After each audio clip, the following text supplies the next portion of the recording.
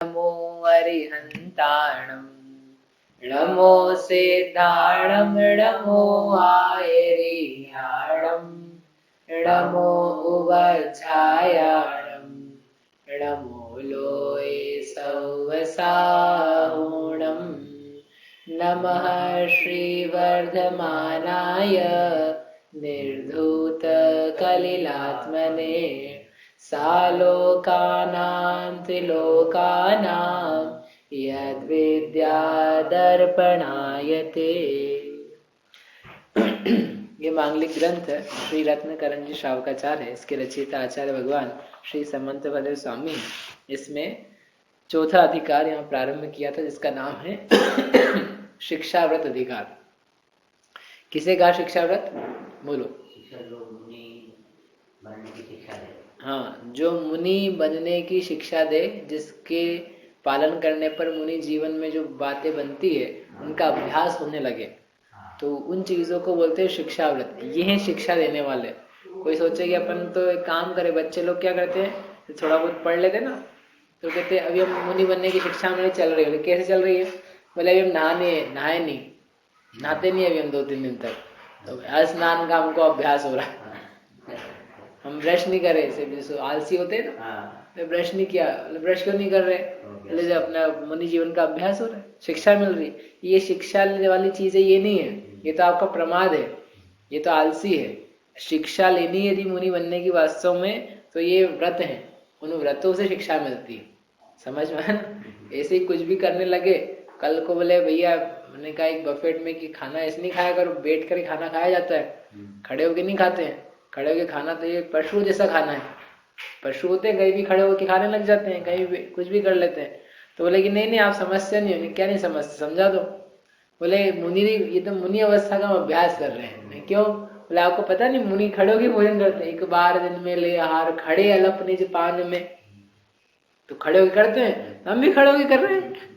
नहीं क्या सही जा रहे हो भाई? मुनिराज के खड़े होने में भी ये कहा एक जगह खड़े होके भोजन करना। तुम तो कैसे एक जगह खड़े होकर करते हो? तुम तो इधर तो घूमते फिरते, इधर थाली से उधर थाली से, 3 बार 4 बार इधर से लिया, 2 बार इधर से लिया, सब झूठा वूटा एक करके ले रहे हो। इसमें कोई मुनि की अवस्था है क्या? मजाक उड़ा रहे हो उसका? ये कोई ठीक बात नहीं है। आपको भोजन गृहस्थ हो तो उसको बैठ करके करने लायक है, और जो मुनिराज हैं उनको खड़े होके करने लायक है। खड़े होके नहीं खाया करो कभी कुछ। जब भी कुछ भोजन ग्रहण करना हो, पानी पीना हो, बैठ करके ग्रहण करो। यदि आप इस नियम का पालन करोगे तो बहुत सारी चीजों से बच जाओगे, नहीं तो कहीं भी कुछ भी चालू हो जाएगा। झूठा मुंह अपना है और अपन चल रहे हैं, ये ठीक नहीं है। कुछ खाया हुआ है ना, बैठो, बैठ करके आप भोजन करो, भोजन करो, स्वाद लो, जो भी खाना है आपको, वॉटेवर। यदि आप इतना सा नियम पालोगे तो आप बहुत सारे पाप से बच जाओगे। कहने के लिए जरा सा, इतना सा भी नियम पाल के दिखाओ।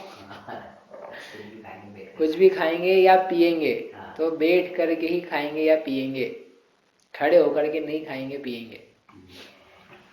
ठीक है? मुनि अवस्था में आ जाएंगे तब अलग बात है। गृहस्थ अवस्था में रहते हो इतना करो तो आपको समझ में आएगा कि अपना प्रमाद कितना चलता है, अपन स्वच्छंदी कितने, अपने मन में जो आता है वो अपन करते हैं। एक भी नियम पालने के लिए हम तत्पर नहीं है, मतलब संयमित होने की तरफ हमारी दिशा नहीं चल रही है। एक सही सही नियम लेके देखें आगम के अनुसार, छोटे छोटे, तो अपने को समझ में आएगा कि वास्तव में प्रमाद के त्याग करने में क्या भला रहता है और स्वच्छंदी जीवन चलने में अपने को नुकसान कितना। नहीं तो कुछ भी खाते जाते, कभी भी खाते जाते, कहीं भी खाते जाते, तो उन सबसे सीमा लग जाएगी। अब यहाँ पर ये 4 प्रकार के शिक्षा व्रत बताए थे, उनमें से पहला था देशावकाशिक। देशावकाशिक यानी जो देश से संबंधित है, क्षेत्र से संबंधित है। क्षेत्र से संबंधित एक पहले व्रत था दिग्व्रत। उस दिग्व्रत में बहुत विशाल मर्यादा करी थी, उसका संकोच करके प्रतिदिन थोड़ी थोड़ी मर्यादा ग्रहण करना, उसका नाम है देशावकाशिक व्रत। तो ऐसा कर सकते हैं ना अपन, जैसे अपन ने व्रत लिया था भारत से बाहर नहीं जाऊंगा, अपन भारत के नजदीक पहुंच गए तो अपन ये व्रत ले लेंगे। भारत और भारत की सीमा आज के लिए क्या है, भारत और भारत के बाजू में लगा हुआ जो सीमा प्रवर्ती नेपाल है, इसमें भी चले जाएंगे। दिग्व्रत ले रहे हैं हम, या देशावकाशिक ले रहे हैं। रोज की मर्यादा करनी चाहिए, आपने बताया था, तो अपन ने क्या कर ली, एक नई मर्यादा कर ली। भारत की सीमा पे पहुंच करके भारत में भी जाएंगे और नेपाल में भी चले जाएंगे, तो ठीक है ना ऐसा व्रत लेना उस दिन के लिए, एक दिन के लिए। एक दिग्व्रत पहले से ही ले रखा है जिसमें कहा था कि भारत से बाहर नहीं जाएंगे, और आज एक दूसरा व्रत ले रहे हैं देशावकाशिक, दिग्व्रत नहीं, जिसमें हम भारत से बाहर जा रहे हैं, लेकिन उस दिन के लिए हमने नियम लिया कि भारत के बाहर जा सकते हैं, तो चलेगा ना? क्यों नहीं चलेगा? कि भाई जो बड़ा व्रत है वो बड़े व्रत का उल्लंघन करके देशावकाशिक नहीं आएगा। जो बड़ा व्रत है उसी में संकोच कर करके प्रवृत्ति हो रही है, उसको देशावकाशिक कहना। नहीं तो आप बोलोगे अच्छा वो तो चल ही रहा है और ये और अपन ने ले लिया तो ये तो नया ले सकते, तो नई मर्यादा आ जाएगी। नई मर्यादा नहीं आएगी, पुरानी बड़ी हुई मर्यादा को छोटा करके कुछ काल के लिए धारण करना, उसका नाम देशावकाशिक है। प्रयोजन क्या है इसको लेने का? सूक्ष्म पापों की निवृत्ति करना। जैसे दिग्व्रत से करी थी वैसे ही देशावकाशिक से कर रहे हैं। तो किस प्रकार ली जाती है, इसका 30 नंबर का श्लोक है, वो हम पढ़ते हैं। ग्रहारी ग्रामाणां क्षेत्र नदी दाव योजनानां च देशावकाशिकस्य स्मरन्ति सिम्नां तपोवृद्धाः। जो तपोवृद्धा, तप में वृद्ध हैं, तप से वृद्ध हैं। तप से वृद्ध हैं यानी तप करते करते वृद्ध हो गए। कि जो तप, वृद्ध किसे बोलते हैं? बड़ा हुआ, जो बड़ा हुआ है, जो तप से बड़ा हुआ है, जिसका जीवन तप में ही निकला है और तप को धारण करते हुए जिसकी आत्मा वृद्ध हो गई है। लोक में वृद्ध कहते हैं जो शरीर से वृद्ध हो गया है। शरीर से वृद्ध तो लौकिक रूप में बड़ा माना जाता है, उसमें कोई लेकिन विशेष बात नहीं है। आचार्य कहते हैं हमारे लिए तो वो बड़ा है जो तप वृद्ध है, ज्ञान वृद्ध है, चारित्र वृद्ध है। ऐसे लोग हमारे लिए भले हैं, हम उनकी बात सुनने के लिए तैयार हैं। हम गुणों को देखते हैं, शरीर की वयता का वृद्धपना ये तो जीव को वैसे ही नेचुरली आ जाता है, इसमें क्या विशेष बात है? इसलिए वो वृद्ध हमारे काम के नहीं है। यद्यपि वे भी लौकिक दृष्टिकोण से बड़े माने जाते हैं, उनका तिरस्कार नहीं करने लग जाना, लेकिन हमारे लिए हम किनकी बात सुन रहे हैं, किनकी बात सुना रहे हैं? तपोवृद्धा। तप में वृद्ध कौन है? आचार्य परमेष्ठी, गणधर आदि देव, ये तप में वृद्ध। वे जीव, वे मुनिराज, वे आचार्य आदि स्मरंती, स्मरण करते हैं। किसको स्मरण करते हैं? इस रूप में स्मरण करते हैं देशावकाशिक को। देशावकाशिक, देशावकाशिक यानी देशावकाशिक जिसने व्रत धारण किया है उस व्यक्ति के लिए ग्रह हारी ग्रामाणाम, ग्रह यानी घर की मर्यादा। आज घर के बाहर नहीं जाऊंगा, घर में रहूंगा। जितना बड़ा घर है ना अपना, उस घर के बाहर आज जाना ही नहीं है मुझे, ऐसा नियम करना। ये सीमना, इस प्रकार की सीमा करना किसके लिए? देशावकाशिक में घर के अंतर्गत करना। दूसरा थोड़ा सा बढ़ाया, बड़ा करके क्या दिया? हारी, हारी यानी छावनी, छावनी ने कटक, अपनी भाषा में कहो मोहल्ला। आज इस मोहल्ले के बाहर नहीं जाऊंगा, मोहल्ले में रहूंगा। देखो अपनी दुकान भी नहीं चाहिए, अपना घर भी यही है, जो किसी को आना हो, मिलना हो, जुलना हो, जो कुछ करना हो वो सब यही कर ले। इस मोहल्ले के बाहर से आज ना मुझे सामान खरीदना है, ना कोई सब्जी भाजी लानी है, ना कुछ फल खरीदना है, ना किसी का मिलने जाऊंगा। जितना संबंधी काम है वो सब मेरे आज के लिए त्याग। सोचो कितना अच्छा नियम। आज अपन नियम कर ले, इस घर के बाहर, इस मोहल्ले के बाहर में हफ्ते भर तक नहीं जाऊंगा। कर सकते हो? एक दिन का, एक दिन का नियम लो। वो यद्यपि देशावकाशिक व्रत नहीं है, अभ्यास कहलाएगा उसका, लेकिन करके देखेंगे ना समझ में आएगा कि अब सब चीजें उसी दिन याद आती है। जैसे उपवास करता ना व्यक्ति, तो यूं कुछ खाने का याद नहीं आता, लेकिन जिस दिन उपवास किया है तो ऐसा लगता है कि आइसक्रीम भी खा लेंगे, बिस्किट भी खा लेंगे, केक भी खा लेंगे, पेस्ट्री भी खा लेंगे। जो जो उसने बरसों में नहीं खाया होगा वो सब चीजें कल बस उपवास होगा और पूरा हम कल खा ही लेंगे। वो कल खाना वाना कुछ नहीं है इसको, वो फिर भूल जाएगा। ये तो खाने लायक चीजें भी नहीं है, लेकिन मतलब वो चीजें याद आती है। ऐसे कैसे अपन नियम लो ना ये व्रत का कि इसके बाहर नहीं जाएंगे। अब वैसे भी नहीं जा रहे थे, रोज नहीं जाते आप, लेकिन आज लिया है तो ये काम भी करना है।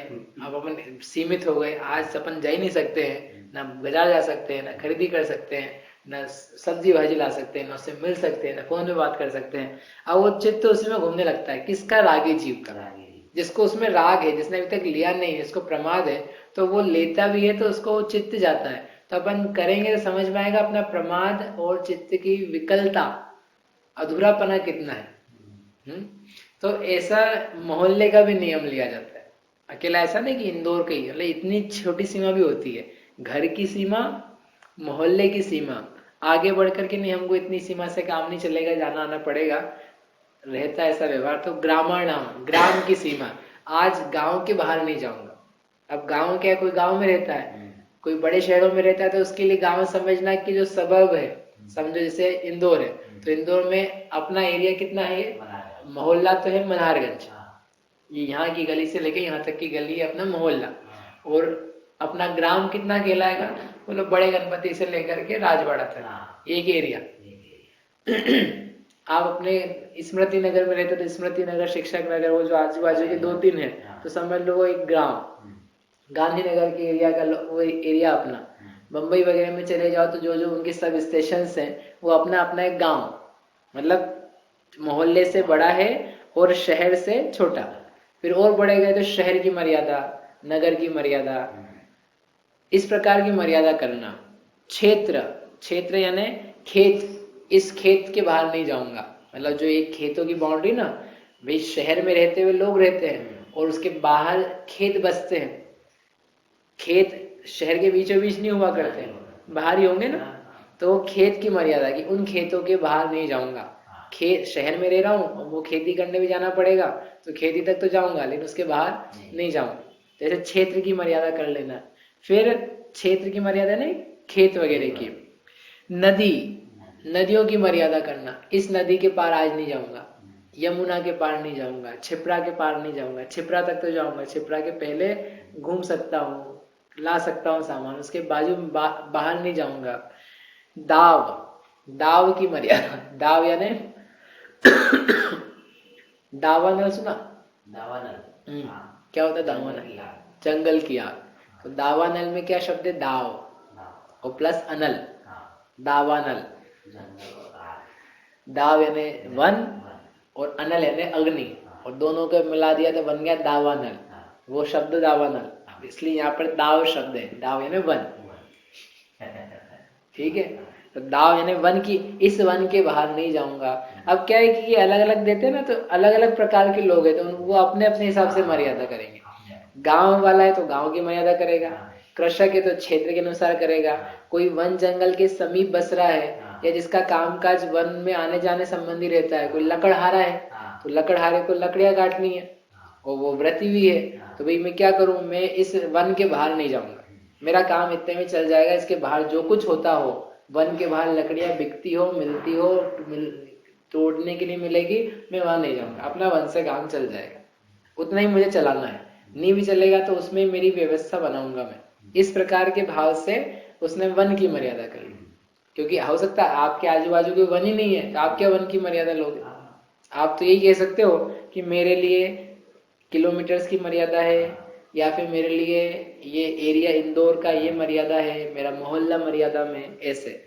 इसलिए अंत में एक शब्द और दिया, योजना नाम। ये सब नहीं समझ में आया तो योजन की मर्यादा करना, योजन यानी किलोमीटर्स की, क्षेत्र का जो नाप है कि इस दिशा में, इस दिशा में, इस दिशा में इतने किलोमीटर से अधिक मैं गमन नहीं करूंगा, इतने में ही गमन करूंगा। कब के लिए? आज के लिए। आगे बताएंगे काल के लिए कि कितना कितना काल का लेना।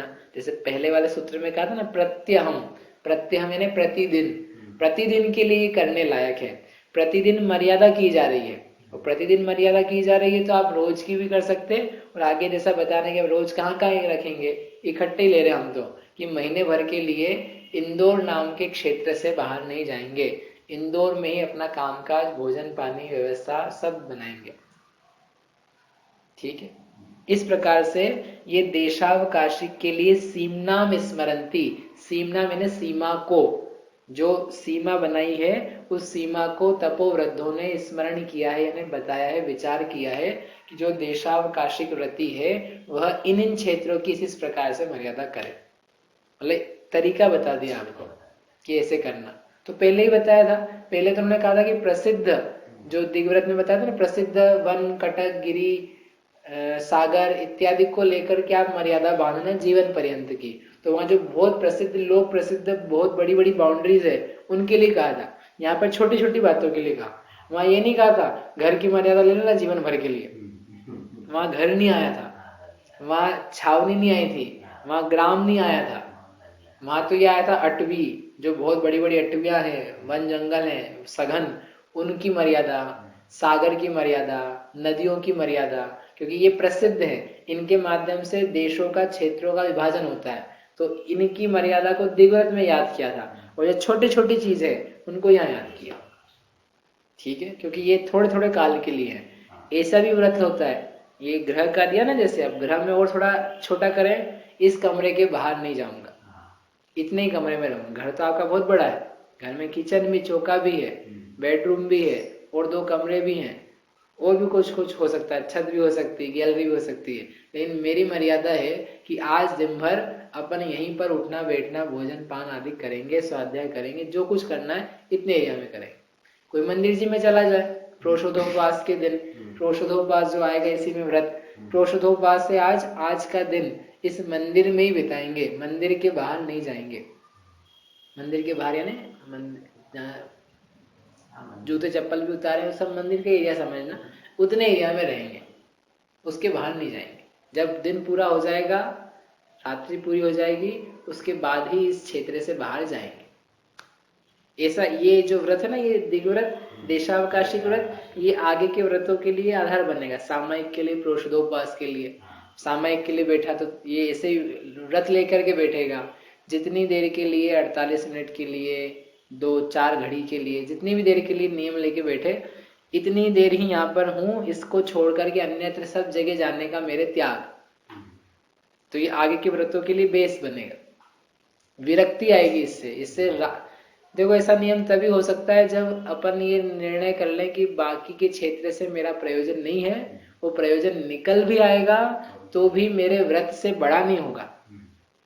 जो मैंने राग की मात्रा में हानि करी है, उसमें संहार हुआ है, कमी हुई है, तो वो ज्यादा भली है, वहां जाने पर राग की वृद्धि होगी। भाई व्यापार धंधे के निमित्त से जाएगा, या भोगोपभोग के निमित्त से जाएगा, या कुटुंब आदि के निमित्त से जाएगा, इन सब में राग आदि की वृद्धि के अलावा फल की दूसरा बात क्या है? तो ऐसा सोचता हुआ वो सोच रहा है नहीं, ये करना है भला, राग की हानियां होती जा रही है इसमें, यानी मुनि अवस्था की तरफ कदम बढ़ते जा रहे हैं। ऐसा यह क्षेत्र की वृद्धि धारण करनी चाहिए, देशावकाशिक व्रत में इस प्रकार ली जाती है। तो ये तो क्षेत्र बताया, कितने काल के लिए लेना, तो काल को आगे आचार्य बताते हैं कितने कितने काल के लिए। संवत्सरम ऋतुमयनम मास चतुर्मास पक्षम रक्षम च देशावकाशिकस्य प्राहुः कालावधिम प्राज्ञः। प्राज्ञः, अब यहाँ पर यूज किया आचार्य देव ने प्राज्ञः शब्द, पहले यूज किया था तपो वृद्धा, जो तप में वृद्ध है, तप से वृद्ध है, और यहाँ पर है प्राज्ञ, प्राज्ञ ने जिनकी प्रज्ञा विशिष्ट है।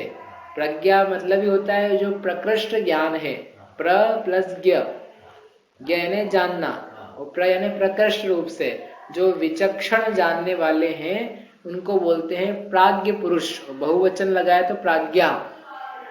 जो अतीन्द्रिय ज्ञानी है, दिव्य ज्ञानी है, अथवा गणधराधिक विशिष्ट बुद्धि रिद्धियों के धनी है, ऐसे वे प्राज्ञ पुरुष प्राहु यानी कहते हैं किसको? कालावधिम, काल की अवधि को, देशावकाशिकस्य, देशावकाशिक व्रति के लिए इस प्रकार से काल की अवधि कहते हैं। क्या है काल की अवधि? संवत्सरम, बड़े से छोटे पे जा रहे देखो, संवत्सर यानी पूरा वर्ष। सांवत्सरिक प्रतिक्रमण सुना? नहीं सुना? जब 10 लक्षण लगते ना जैनों के, तो 2 जैन, दिगंबर जैन, श्वेतांबर जैन, तो उसमें जब दिगंबरों के चालू होते हैं उसके जस्ट पहले दिन ही श्वेतांबरों को होता है लास्ट दिन, अंतिम दिन, उस दिन होता है प्रतिक्रमण, उसको बोलते हैं बड़ा प्रतिक्रमण। बड़ा प्रतिक्रमण सुना ना? उसी का दूसरा नाम आपने नहीं सुना होगा, संवत्सरिक प्रतिक्रमण। संवत्सरी बोलते, संवत्सरी में जाना है, संवत्सरी में जाना है, सुना? संवत्सरी में जाना है, संवत्सरी में जाना है ना, वो संवत्सरी प्रतिक्रमण, जो साल भर में पाप हुए हैं उसका त्याग करने के लिए एक प्रतिक्रमण पाठ पढ़ा जाता है, उसको बोलते हैं सांवत्सरिक प्रतिक्रमण। अलग अलग प्रकार के प्रतिक्रमण है जैनों में, जैनों में ना दिगंबर जैनों में भी है।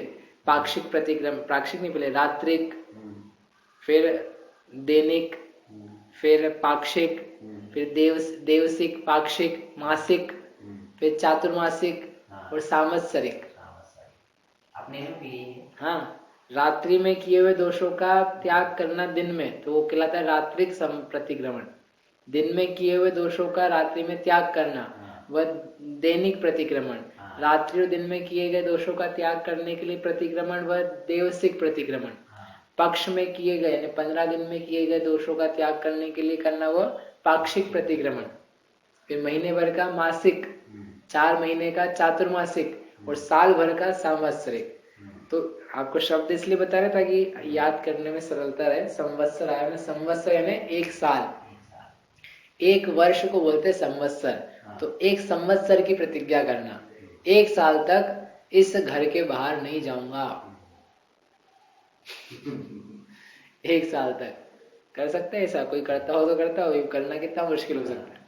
एक साल तक चलो घर छोड़ो, एक साल तक इस नगर के बाहर नहीं जाऊंगा, नगर में ही रहूंगा। नगर तो कितना प्रेम होगा नगर से, प्रेम नहीं, प्रेम घट रहा है इसका। नहीं तो जीव को बोलो, आपको किसी भी व्यक्ति को तुम प्रतिज्ञा कर लो, कहाँ रहते हो, इंदौर में, इंदौर से बाहर गए पिछले 5 साल में कहीं नहीं गया, नियम कर लो अगले 1 साल के लिए इंदौर से बाहर नहीं जाऊंगा। आदमी मना कर, नहीं नहीं नहीं, नहीं मैं नहीं, क्यों, अरे कुछ भी काम पड़ जाए, क्या काम पड़ जाए, अरे अस्पताल जाना पड़ जाए, किसी की शादी हो जाए, कुछ बिगड़ जाए, किसी का मरण हो जाए, हाँ किसी का हमारे ही कोई ऑपरेशन कराना पड़ जाए, कोई व्यापार धंधा लग जाए, कुछ वहां पे नोट बट रहे हो तो वहां जाना पड़े। यानी व्यक्ति को भविष्य की इतनी सारी कल्पनाएं हैं कि वो पाप छोड़ने के लिए तैयार ही नहीं है, जबकि अगले 1 साल में फिर से नहीं जाएगा, लेकिन फिर भी ये रेडी नहीं है। इसका मतलब ये खुला रहना चाहता है, ये स्वच्छंदी रहना चाहता है। पाप के त्याग करने में बल लगता है, और पापी प्रवृत्ति बने रहने में कुछ करना थोड़ी ना है। जल को ऊपर से नीचे गिराने में कुछ नहीं करना पड़ता है, वो अपने आप ही बहता है। झरने का जल के लिए कोई मशीन नहीं लगानी पड़ती, लेकिन नीचे से ऊपर थोड़ा ही पानी पहुंचाना हो तो या तो मानवीय श्रम लगेगा या पौद्गलिक श्रम लगेगा। श्रम तो लगेगा, बिना श्रम के नीचे से ऊपर नहीं आएगा। इसी जीव को पाप प्रवृत्ति से नीचे गिरना तो कुछ करना नहीं पड़ता विशेष, लेकिन पुण्य धर्म प्रवृत्ति करके नीचे से ऊपर उठना हो तो उसके लिए पुरुषार्थ चाहिए। छोटा सा ही त्याग करने तैयार नहीं। व्यक्ति को बोलो रात्रि भोजन त्याग कर दो, आप नहीं करते, आप आज तक नहीं करा, जमीगन त्याग दो, आप नहीं खाते, आप घर में नहीं आता है, आपने भी नहीं खाया, फिर भी वो त्याग नहीं करता, त्याग नहीं करेंगे, नियम नहीं लेंगे।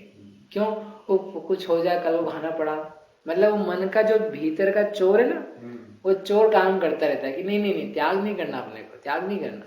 एक बार हम ट्रेन से आ रहे थे तो एक बालक था, 8वीं 9वीं का ही होगा,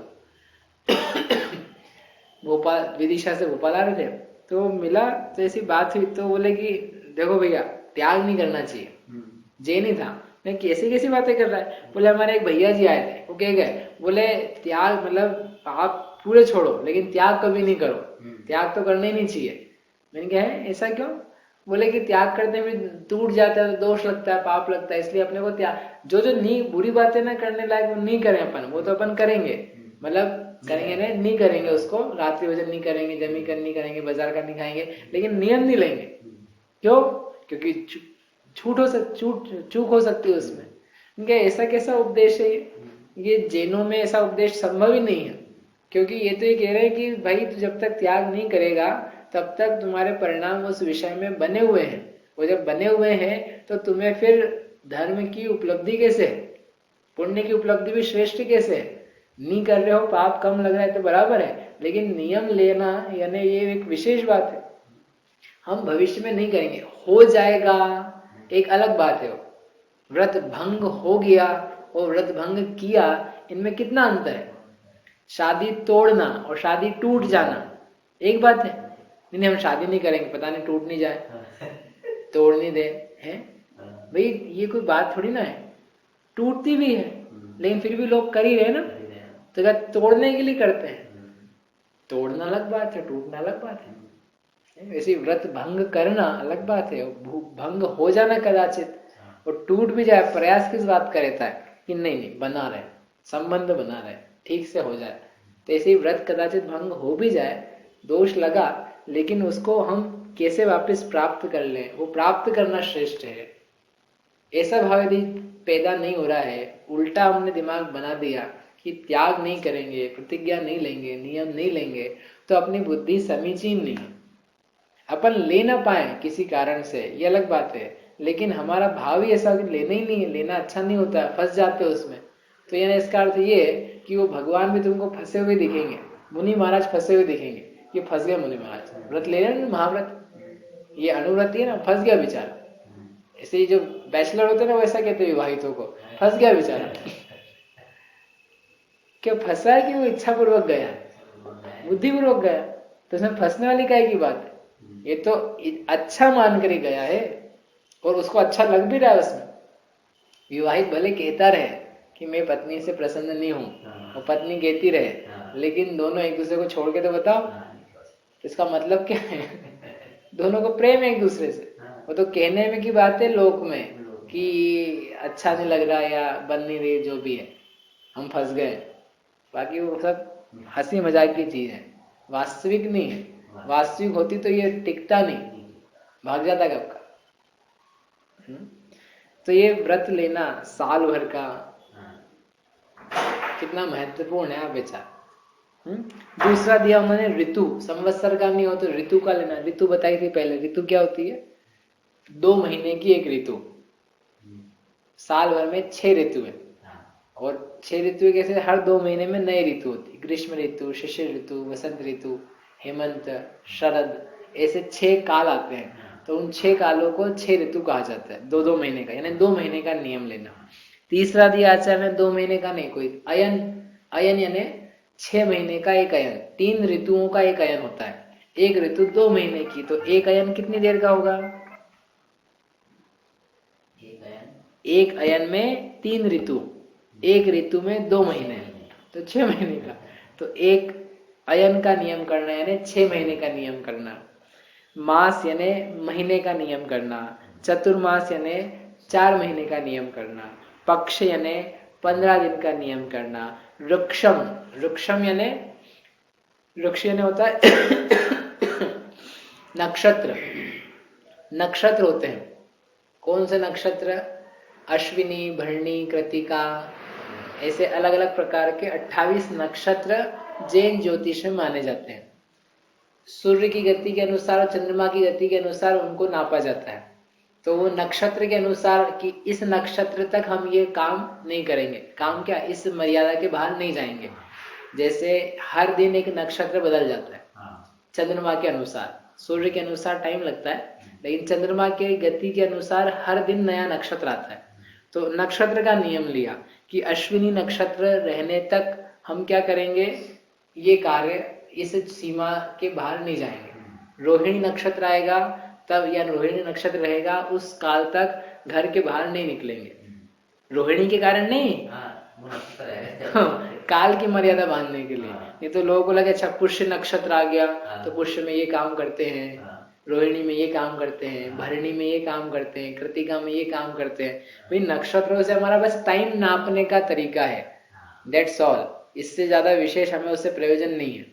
तो इस प्रकार नक्षत्रों को लेकर के मर्यादा करना, यानी आपको जो टाइम की मर्यादा सूट होती है। ये ऐसे क्यों बता रहे हैं? क्योंकि पहले नक्षत्रों से भी नापा जाता था, लोगों को नक्षत्रों का ज्ञान था, किसी को दिन का ज्ञान रहता था, किसी को सूर्योदय सूर्यास्त का ज्ञान रहता था, संवत्सर का, अयन का, जिसको जैसा ज्ञान हो। आप अपने लिए दिसंबर की कर सकते हो, दिसंबर के महीने के लिए,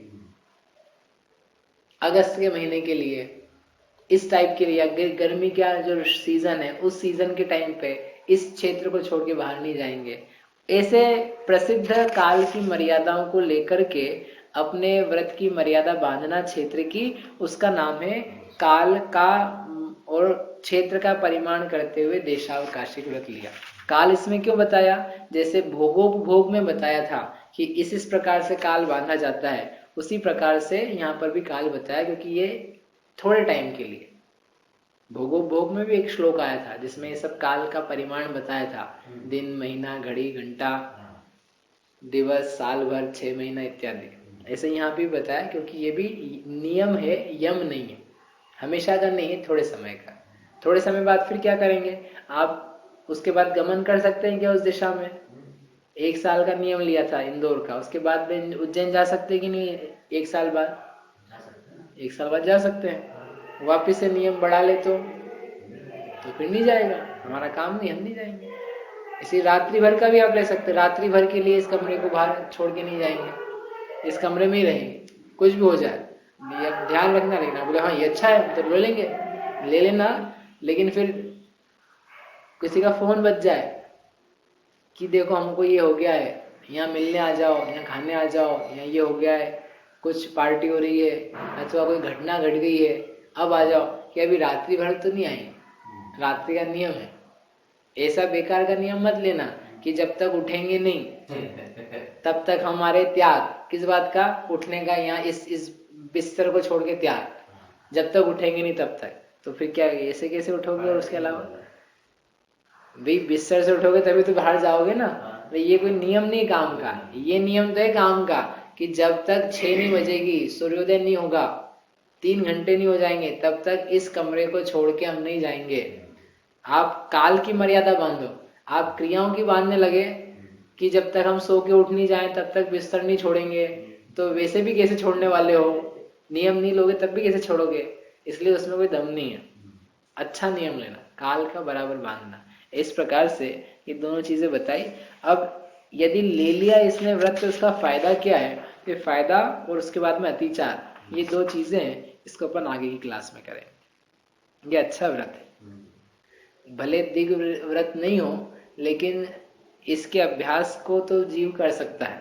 उससे ये देशावकाशिक व्रत नाम तो नहीं पाएगा, लेकिन कम से कम करने पर स्थिति क्या बनती है उसका विचार हो सकता है। और उसमें बाधा भले आए, फिर भी ये मत समझना कि देशावकाशिक को बाधा आती है, क्योंकि अपन तो बिना अणुव्रत के और बिना गुणव्रतों के कर रहे हैं, तो बाधा लग रही है। जो अणुव्रत, पहले तो सम्यक दर्शन, अणुव्रत और फिर गुणव्रत के साथ में इसको करता है, तो उसको बाधा नहीं लगती, उसको प्रीति बढ़ती है।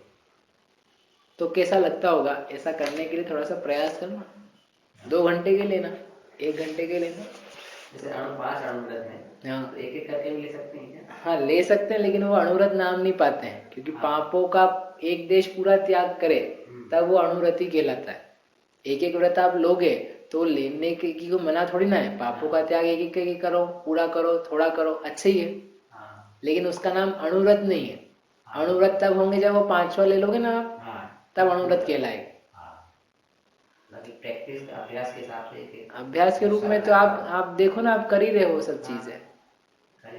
30 जीवों का घात तो करते नहीं होंगे, झूठ वैसे बोलते नहीं होंगे इस टाइप का, जिससे बड़े बड़े झूठ जैसा पड़ा, चोरी, कुशील, परिग्रह के परिमाण की आवश्यकता है। तो पढ़ लिया तो समझ में आ गया कि नहीं, ऐसा नहीं करना। परिग्रह का परिमाण करने की आवश्यकता है, और बाजारी अभक्ष आदि के त्याग की आवश्यकता है। वो आप अभ्यास के रूप में कह सकते हो। बाकी तो फिर वो सब हम करते ही, हमको ग्रहण करने लायक ही इसलिए व्रत। ठीक है। जावाणी के ज्ञान ते सूझे लोकालोक, सो वाणी मस्तक नवो सदा